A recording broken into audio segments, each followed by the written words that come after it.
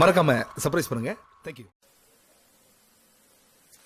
The queen is also having a very nice partnership with the knight, and together they can create various mating threads.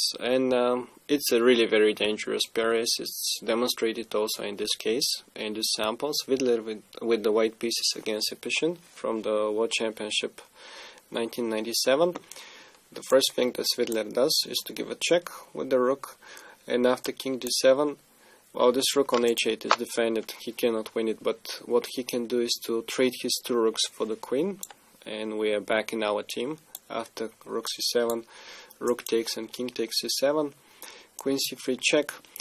Black's problem is that his rooks are not working ideally, especially the one on b6 is a very bad piece at the moment. It is excluded from the other forces, and it's very hard for black to defend it. If he goes, for instance, king d6, he is losing it immediately after queen c5.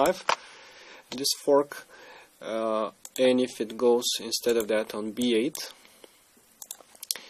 then queen c5 is very unpleasant. The only way to save the rook is to go king k7, but now the rook is unpleasantly pinned, and all white needs to do is to bring this knight closer and to take it.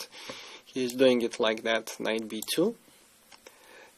With two possible lines, if rook d8, knight a4, and rook d6 is bringing another piece on the stupid b6 square, which can be used by white simply playing for zugzwang with the move f4, and there is nothing that black can do. None of his pieces is moving anywhere.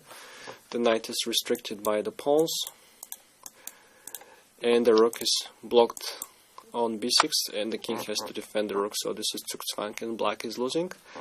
And if instead of that black tries to defend by bringing the knight over instead of the rook with knight e5, which is more logical, still this wouldn't help, as white will go knight e4, say knight c4, knight takes b6, knight takes b6, and now queen c3 is creating a double threat. The usual thing, either this check to win the knight, or to take the pawn on g7, and once that he is winning the pawn on g7, all the pawns will fall on the king side as well, so black is completely helpless in this case. None of this happened in the game. Black played instead of that king d7, but king d7 is allowing the decisive inclusion of this knight into the game. White goes knight c5 check. Now the king of course cannot step on the c file because of the discover check, and the rook would be lost. The king went instead of that on d6. It's not a big difference where exactly is it going, if it is d8 or d6.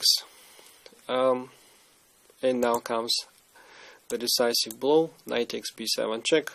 Of course black cannot take it because of queen c6 check, and the rook would be lost. So here the pawn, the queen, and the knight are creating decisive threats. King d7 was the move tried by a pigeon, but then white played queen c5 and forced his opponent anyway to take on b7. Then check, king moved on e7, the rook is gone, king moved to f6, and that pawn is too dangerous, it will cost black more material. Black resigned after d4, queen c7, d3, king f1 to deal with the pawn, knight e5 and b7. The pawn cannot be stopped, while the d3 one can be easily blocked by the king, and black resigned.